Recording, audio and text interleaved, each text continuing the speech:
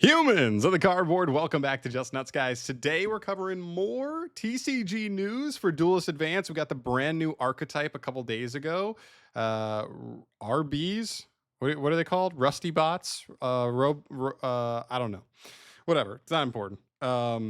What's important today is that we got a couple of the other TCG exclusives shown while they were also showing off some of the English names and stuff for the Lunalight support. We also get to take a look at some new ritual support that was revealed to be TCG exclusive support in Duelist Advance. So this is going to be 3 of what I would think is probably like 6 or 7 TCG exclusive slots outside of the brand new archetype RB.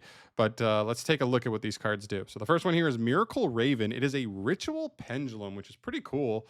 Hopefully this, there's some cool stuff going on here, but I don't know if we've ever seen no, we have seen ritual pendulums before. I know there's the Odd Eyes one. There may be others. Anyway, this is Miracle Raven. This is a level 1 Dark Fiend ritual pendulum, 300 for the stats, 0 for the scale, 0 for the scales. That's good, nice and low. Its pendulum effect reads: once per turn during your main phase, you can ritual summon this card by tributing monsters from your hand or fields whose total levels equal or exceed 1. That's pretty cool already. Just in a vacuum, this card is a pretty decent extender because you can just scale this right out the gate and then activate this effect, tributing basically any monster that has a level from hand or field, and then summoning this out.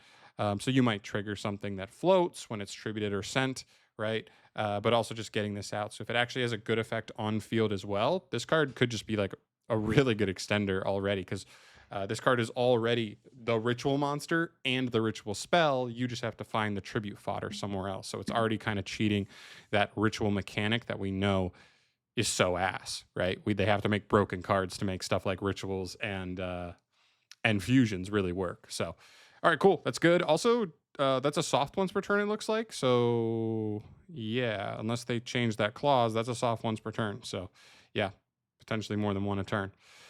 Second effect, you can ritual summon this card with Miracle Raven. Cool. Must be ritual summoned. Cool. This ritual summon card is unaffected by your opponent's activated effects. Huh.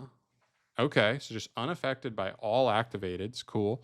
If you ritual summon exactly one ritual monster with a card effect that requires use of monsters, this card you control can be used as the entire tribute. Okay, one of those clauses where it can become the entire tribute. So if something needs an exact level or a pretty high level, this card can be the entire thing, which is cool. Fine. And if this card is tributed for a ritual summon, you can add a ritual monster from your deck to your hand. Ooh, so that makes this card specifically interesting for stuff like just like having 2 copies of it, basically. So if you have 2 and you scale one, tribute the other to summon the one in scale, the one that got tributed immediately gets to add you another ritual monster, and that's any ritual, which is very cool to keep playing with. I could see that being kind of cool. Let's see. With a card effect that requires use of monsters. Yeah, this and even this effect in here that allows it to be the entire tribute. I mean, this could give it connectivity to like a bunch of other ritual archetypes, like not even ignoring the fact that this card as an extender maybe makes stuff like Dynamundo a little more interesting, right? Is that his name? Dynamond, or I think the link to. Pretty cool. I mean, I have not historically messed with a ton of ritual archetypes. They just have tended to not play a way that I tend to love, but it's cool. And if they make it feel more fluid, which I feel like this card does a pretty good job of, I could find myself liking rituals a little more here. It's a cool card for sure. All right, next up we move to a new spell card called Readying of Rites. Very cool. You have like the classic, I can't remember what this card's name is. It's something Raven or Crow or something, this bird here. Okay, this card reads: add a Fiend ritual monster from your deck to your hand. Then if you added a Pendulum monster, you can special summon 1 Sacrificial Offering token.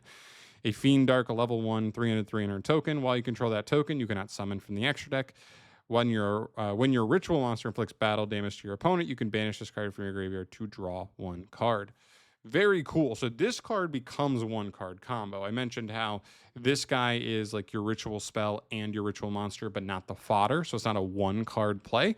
This card is, because it just searches this and gives you the body that this card needed to tribute. Now, this card isn't tributing itself from that point forward to get you, another, get you the search for the ritual monster you want to get, but it is still getting you some cool stuff. So very cool. Also, this is just any fiend ritual. I'm sure there are other ones. I don't know what all of them do off the top of my head, but that may be something we look into later. Is what other fiend rituals can this do? And maybe there's just an actual full-on fiend ritual deck that's really good. I don't know what they are off the top of my head. I know there's a good amount of fairies. I know obviously Mitsurugi is reptile.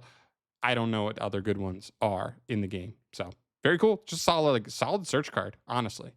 Very cool. And lastly, we have a new Link monster. Very cool. I love this artwork. It's really giving me like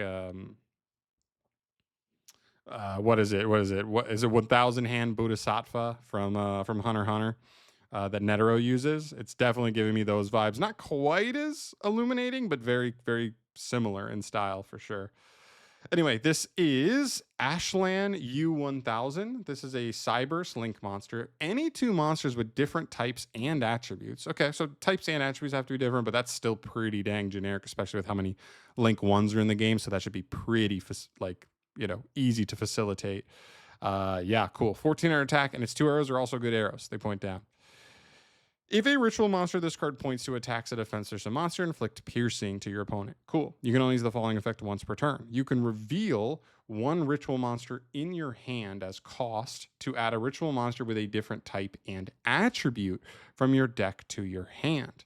If you ritual summon except during the damage step, you can target one face-up card your opponent controls, return it to the hand.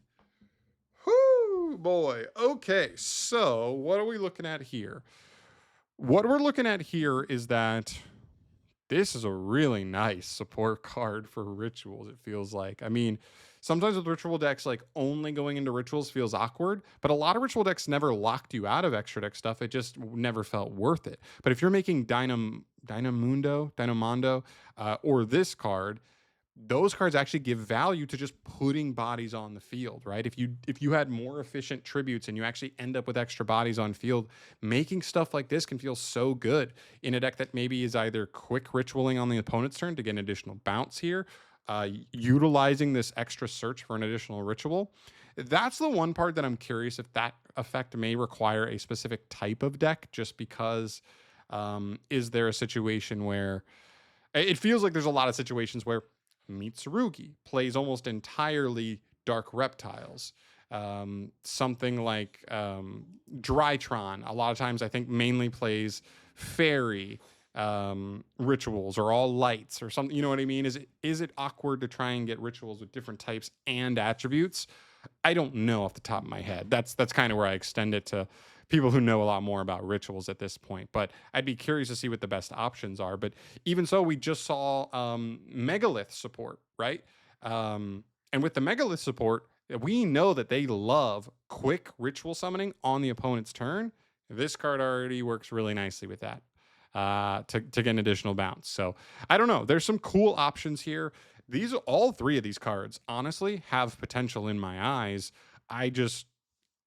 They're not they're not as straightforward as if you play a ritual deck, you have to play this. You just may need to see if your ritual deck really fits the bill for what these individual cards offer specifically. So I don't know. It's interesting. Let me know your guys' thoughts down below. Again, if you're a big ritual fan, let me know your thoughts on these. The Link 2 seems really good. The other 2 seem maybe a little more niche, but still solid in their own right. But yeah, that's our new cards. I'm excited to see what the rest of them are, because this is honestly a really strong showing for new TCG exclusive stuff, and I'm curious to see where else they go with it. So let me know your thoughts on this down below. I will keep you updated with all things Yu-Gi-Oh news going forward, so subscribe to the channel for that. But I'll see you guys in the next video. Thank you so much for watching. Peace.